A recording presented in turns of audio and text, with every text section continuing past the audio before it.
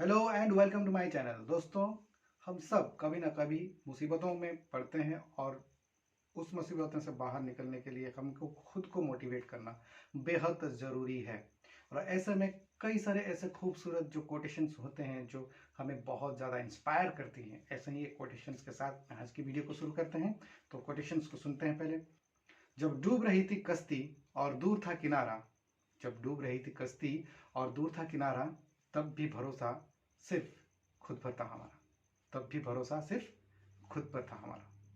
तो चलिए इस खूबसूरत कोटेशन के साथ आज की इस वीडियो को शुरू करते हैं और देखते हैं क्या नए किताबें हैं आज हमारे पास। आज भी कई सारे अच्छे चुनिंदा किताबों को मैं चुन चुन कर आपके लिए लेकर आया हूं। वीडियो में हमारे साथ बने रहिए।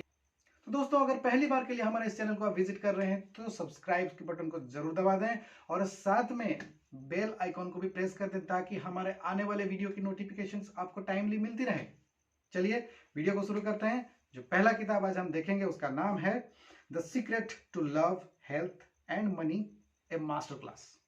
और इस किताब का ऑथर है रोंडा बायने। इस किताब में ऑथर लॉ ऑफ अट्रैक्शन के बारे में बताते हैं, क्योंकि ह्यूमन लाइफ में कई सारी जो चीजें हैं हमें अट्रैक्ट करते हैं और उसमें से तीन महत्वपूर्ण जो बातें हैं वो है रिलेशनशिप, हेल्थ एंड मनी।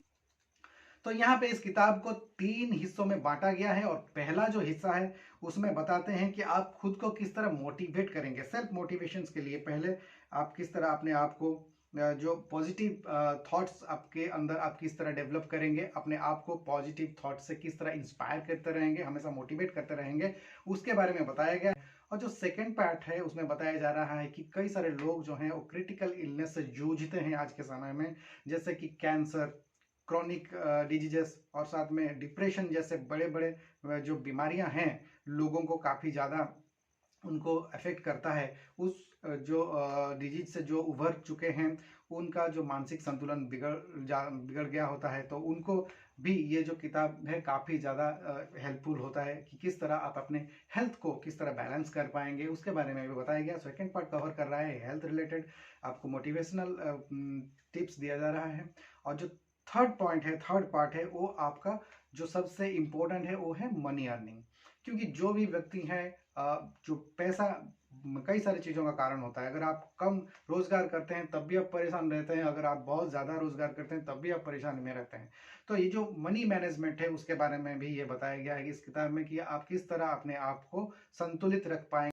तो अगला जो किताब है उसका नाम है from Lucknow to Lutyens, the power and plight of Uttar Pradesh. और इस किताब का ऑथर हैं अभिज्ञान प्रकाश। अभिज्ञान प्रकाश जो है वो senior executive editor of ABP news हैं। और ये जो अभिज्ञान प्रकाश हैं ये खुद उत्तर प्रदेश से बिलोंग करते हैं और ये जो कहानी है पूरी तरह से उत्तर प्रदेश के डेवलपमेंट के ऊपर में ही बताया गया है, बात किया गया है। इस किताब में ऑथर ये बताते हैं कि किस तरह उत्तर प्रदेश से सबसे ज़्यादा लोकसभा मेंबर्स इलेक्ट होते हैं, सबसे ज़्यादा प्राइम मिनिस्टर्स इसी स्टेट से आए हैं। और यहाँ पे कई सारे जो बड़े बड़े पॉलिटिकल जो पावरफुल लीडर्स यहाँ से हैं ऑलरेडी। और यहाँ पे उत्तर प्रदेश में से कई सारे जो सिने स्टार्स, सेलिब्रिटीज, इंडस्ट्रियलिस्ट, सब बड़े बड़े इंडस्ट्रियलिस्ट भी हैं उत्तर प्रदेश से। लेकिन फिर भी उत्तर प्रदेश क्यों बाकी सारे स्टेट से पीछे है या उनका डेवलपमेंट जो है उस हिसाब से नहीं है जैसा कि दूसरे स्टेट ग्रोथ करते हैं। तो यहाँ पे ये जो है इंसाइट अपना देते हैं कि क्यों, क्या प्रॉब्लम है जिसके कारण उत्तर प्रदेश इतना ज़्यादा विकासशील नहीं है दूसरे स्टेट्स के मुकाबले।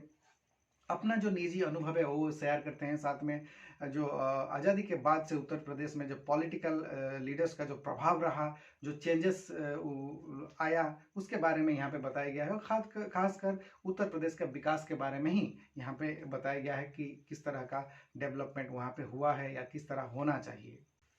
अगला जो किताब हमारे पास है उसका नाम है liberty after freedom, A history of article 21, due process and the constitution of India. Article 21 का गठन के बारे में इस किताब में बताया गया है कि आर्टिकल 21 का गठन क्यों हुआ, किस लिए इस आर्टिकल 21 का ज़रूरत पड़ा, जो कॉन्स्टिट्यूशन में बदलाव किस तरह लाया गया, इसको किस तरह इंक्लूड किया गया, उसके बारे में बताया गया है। और सही मायने में देखा जाए तो आर्टिकल 21 को इंक्लूड करना काफ़ी ज़्यादा फ्रीडम देना है भारत की नागरिकों को इससे काफ़ी ज़्यादा फ्रीडम, आज़ादी मिली, क्योंकि हम आज़ाद तो 1947 में हो चुके थे, लेकिन कई सारे पाबंदियां थी, ऐसे कई सारे बातें थी जो जिनमें बदलाव होने की ज़रूरत था, क्योंकि अभी समय बदल चुका है। मॉडर्न जो लाइफस्टाइल है लोगों में, उस तरह का कुछ फ्रीडम वो चाहते थे जो कि आर्टिकल 21 से उनको मिला, जैसे कि होमोसेक्सुअलिटी, फ्रीडम ऑफ प्राइवेसी के बारे में इसमें काफ़ी सारा चीज़ें जो बदलाव किए गए उसके बारे में बताया गया है। खासकर आर्टिकल 21 के बारे में यहाँ पे बताया गया कि आर्टिकल 21 है क्या और उसका गठन का प्रोसेस किस तरह का रहा, किस तरह डेवलप किया गया आर्टिकल 21 को, उसके बारे में बताया गया है। तो ये एक लॉ रिलेटेड बुक है। अगर आप जानना चाहते हैं आर्टिकल 21 के बारे में तो ये किताब एक बहुत अच्छा रीडिंग बुक आपके लिए है। तो अगला जो किताब हमारे पास है वो है the great tech game, shaping geopolitics and destiny of nations. Author हैं अनिरुद्ध सूरी। इस किताब में बताया जा रहा है जैसे कि एग्रीकल्चर, ट्रेड, इंडस्ट्रियलाइजेशन, कैपिटलिज्म बहुत जरूरी है किसी भी देश के विकास के लिए, ठीक उसी तरह टेक्नोलॉजी भी बहुत ज़्यादा मायने रखता है किसी भी देश के विकास में। और आगे का जो समय आने वाला है उसमें टेक्नोलॉजी ही सबसे ज़्यादा इम्पोर्टेंट फैक्टर रहेगा किसी भी देश का विकास में।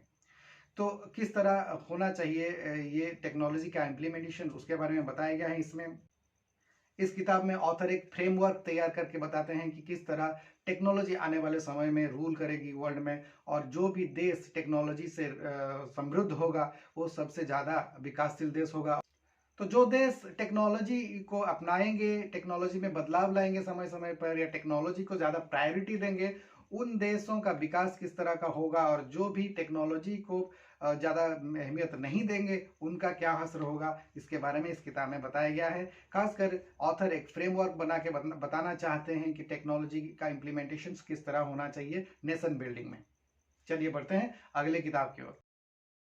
अगर आप हमारे चैनल को पहली बार देख रहे हैं और आपको हमारे वीडियो अच्छे लगते हैं तो सब्सक्राइब की बटन को ऑन कर दीजिए और साथ में ऑल नोटिफिकेशंस को ऑन कर दें ताकि आपको हमारे आने वाले वीडियो की नोटिफिकेशंस मिलती रहें। तो अगला जो किताब है उसका नाम है ममता बियॉन्ड 2021 और इस किताब का ऑथर हैं जयंत घोषल। तो ये जो किताब है वेस्ट बंगाल पॉलिटिक्स के ऊपर में आधारित है, क्योंकि 2021 में हमने देखा कि इस तरह की पॉलिटिकल फाइट्स हुए, जो रूलिंग पार्टी है सेंटर में बीजेपी और तृणमूल कांग्रेस के बीच में जो लड़ाई हुई, पॉलिटिकल इलेक्शन रिलेटेड जो वार हुआ, उस इलेक्शन को जीतने के लिए उन्होंने पूरी तरह अपना सारे कोशिश उसमें झोंक दिया, लेकिन फिर भी उन्हें हार का सामना करना पड़ा। और बहुत ज़्यादा जो है पॉलिटिकल इंटरवेंशंस है स्टेट में सेंट्रल गवर्नमेंट की, उससे किस तरह का परिणाम सामने आते हैं उसके बारे में इस किताब में बताया गया है कि किस तरह बहुत ज़्यादा रोक टोक करने का नतीजा बीजेपी को भुगतना पड़ा, और जो पब्लिक है वो ममता बनर्जी को ही दोबारा जो चीफ मिनिस्टर के रूप में इलेक्ट किए, उसके बारे में बताया गया है कि ये एक उनका जो पॉलिटिकल विन था, एक जो ममता बनर्जी का अगेंस्ट बीजेपी, उसके बारे में इसमें बताया गया है। तो 2021 की जो इलेक्शंस था वेस्ट बंगाल में, उसके बारे में अगर आप ज़्यादा कुछ जानकारी पाना चाहते हैं तो फिर ये जो बुक है आपको बहुत ज़्यादा डिटेल इंफॉर्मेशन प्रोवाइड करती है कि यहाँ पे 2021 में वेस्ट बंगाल इलेक्शंस में क्या क्या घटनाएं घटी थी। तो अगला जो किताब है वो है beguiled, a real life story of how a woman got conned in love, और इस किताब का ऑथर हैं रुचिका सोय। तो यहाँ पे इस किताब में एक सत्य घटना के ऊपर आधारित एक कहानी के बारे में बताया गया है, जो कि गीतांजलि और रणदीप सिंह तनेजा जो है मुख्य किरदार इस किताब में। और यहाँ पे जो बताया जा रहा है कि जो गीतांजलि एक डिवोर्सी थी और एक सिंगल मदर भी थी, और उस दौरान उन्हें रणदीप सिंह तनेजा के साथ उनका मुलाकात होता है, और रणजीत सिंह तनेजा ये भरोसा दिलाते हैं कि वो गीतांजलि को अपना लाइफ पार्टनर के रूप में एक्सेप्ट करेंगे और जिससे कि दोनों बहुत खुश रहेंगे। ये भरोसा दिलाने के बाद में दोनों ने मैरिज किया, और साथ उसके बाद में उन्होंने लंदन चले गए। लेकिन लंदन पहुंचते ही उन्हें गीतांजलि को ये पता चला कि वो एक धोखेबाज इंसान है, कई सारे औरतों के साथ में उनका संबंध है, और उनका जो एक एक करके जो बुरे कारनामा उसके उनके सामने आते हैं। तो ये जो कहानी है इसलिए ऑथर लिखते हैं कि वो बताना चाहते हैं सोसाइटी को कि हम जो रियल सेंस में सोचते हैं कि हम किसी को भी जानते हैं, पूरी तरह से अच्छी तरह से जानते हैं, लेकिन वाकई में हम किसी को पूरी तरह से नहीं जान पाते हैं। तो लव मैरिजेस जैसे जो डिसीजंस कोई भी व्यक्ति आज के समय पे लेते हैं, तो उसमें जल्दबाजी करना नहीं चाहिए और सही मायने में लोगों को किस तरह आप परखेंगे उसके बारे में यहाँ पे बताया गया है। और कोई भी डिसीजंस, बड़ा डिसीजंस लेने से पहले आपको किस तरह का सोच रखना चाहिए उसके बारे में भी यहाँ पे बताया गया है। तो पूरी तरह ये एक सत्य घटना पर आधारित एक किताब है, इसे जरूर पढ़ना चाहिए, क्योंकि आज के समय में कई सारे जो लव स्टोरी हैं वो फेल्योर होते हैं और वहाँ पे कई सारे जो इस तरह के फ्रॉड, चीटिंग केसेस होते हैं। तो आपको ये जानकारी रखना बेहद ज़रूरी है, क्योंकि बहुत से लोग गलत मतलब से सामने आते हैं और आपका भरोसा को तोड़ते हैं। तो अगला जो किताब हमारे पास है उसका नाम है where is the love, the honest guide to dating and relationship, और ऑथर है अन्ना विलियमसन। तो ये जो किताब है पूरी तरह से रिलेशनशिप और डेटिंग के ऊपर आधारित है, क्योंकि ये जो मॉडर्न लाइफ है, एक लाइफ स्टाइल है, अभी कोई भी एज ग्रुप हो, लेकिन अगर दो व्यक्ति एक दूसरे को चाहते हैं, तो अपने आप में एक रिलेशनशिप डेवलप करना चाहते हैं, डेटिंग करना चाहते हैं, तो किस तरह वो अपने आप को डेटिंग के लिए तैयार करेंगे उसके बारे में इस किताब में बताया गया है। डेटिंग प्रोसीजर्स बताया गया है, आपको सही तरीका, सही व्यक्ति को चुनना है डेटिंग के लिए, कोई भी रिलेशनशिप बढ़ाने के लिए किस तरह का कदम आपको उठाना चाहिए, ये इस किताब में बताया गया है। सही मायने में देखा जाए तो ये एक टिप्स और एक एडवाइस की बुक है, जिसमें कि ये बताया जाता है कि आप डेटिंग किस तरह करेंगे या फिर रिलेशनशिप को किस तरह आप शुरू करेंगे, उससे एक प्रॉपर वे में डेटिंग एंड रिलेशनशिप को एक प्रॉपर वे में किस तरह आप करेंगे। अगला जो किताब है काफ़ी ज़्यादा इंटरेस्टिंग बुक है और सीखने वाली बुक है। इसमें बहुत सी अच्छी बातें बताई गई है जो कि आप भी सीख सकते हैं, अपने निजी जीवन में उसका इस्तेमाल कर सकते हैं और उससे बेनिफिटेड हो सकते हैं। तो जो अगला किताब हमारे पास है उसका नाम है ब्रोएस्ट passports, travelling the world as digital nomads, और ऑथर हैं सैभी मुंजल और विदित तनेजा।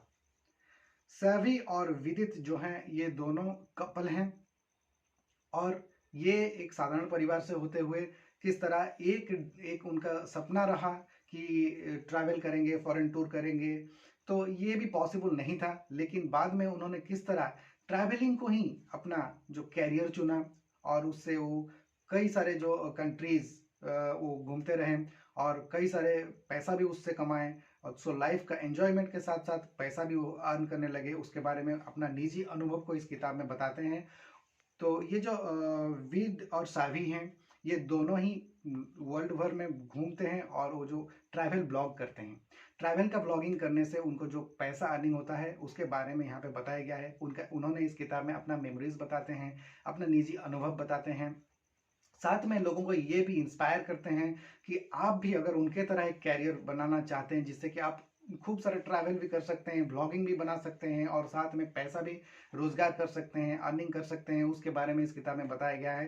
तो उनका जीवन के बारे में जो जानना चाहते हैं इस किताब से जान सकते हैं। कई सारे जो इंटरेस्टिंग स्टोरीज हैं अपना रियल लाइफ के, वो भी यहाँ पे शेयर करते हैं और साथ में दूसरों को भी इंस्पायर करते हैं, टिप्स देते हैं कि आप भी ट्रैवलिंग को एक कैरियर के रूप में ले सकते हैं, जिससे कि आपको कई सारे जो है एडवेंचर आप कर सकते हैं, साथ में पैसा भी इनकम कर सकते हैं। तो अगला जो किताब हमारे पास है उसका नाम है journey to the edge of the earth, true adventure of naval officer Abhilash Tomy, और ऑथर हैं जोएना रेबेलो फर्नांडिस। तो यहाँ पे इस किताब में ऑथर ये बता रहे हैं कि इंडिया का जो एक नावल ऑफिसर है, नेवी में काम करने वाला एक ऑफिसर, उन्होंने 2012 साल में एक डिसीजन लिया कि वो ओशन के थ्रू या समंदर में वो विश्व का भ्रमण करेंगे शिप में, और उसके लिए उन्होंने एक सिंगल शिप में अकेले ही वर्ल्ड टूर पे निकल पड़े और सक्सेसफुली वो टूर को कंप्लीट भी किए। क्योंकि समंदर में अकेला एक व्यक्ति कई महीने तक घूम, ये कोई आसान बात नहीं है, जो कि उन्होंने किस तरह इस कामयाबी को हासिल किया, अपना निजी अनुभव, जो प्रॉब्लम्स उन्होंने फेस किया उसके बारे में भी बताते हैं। तो ये भी काफ़ी ज़्यादा इंटरेस्टिंग बुक है अगर आप एडवेंचर रिलेटेड बुक्स पढ़ना पसंद करते हैं, खासकर ओशन एडवेंचर में क्या क्या प्रॉब्लम्स आते हैं उसके बारे में भी यहाँ पे बताया गया है। तो ये भी एक खूबसूरत किताब है जिसको आप पढ़ सकते हैं। दोस्तों, आज हमारे पास वीडियो में बस इतना ही किताबें हैं। जल्द मुलाकात होगा एक और नए वीडियो में, कुछ और नए किताबों के साथ में हम आएंगे और चर्चा करेंगे। तब तक के लिए हमारे इस चैनल को आप इसी तरह देखते रहिए और अपना प्यार हमारे साथ इसी तरह बनाए रखिए। Thank you for watching friends.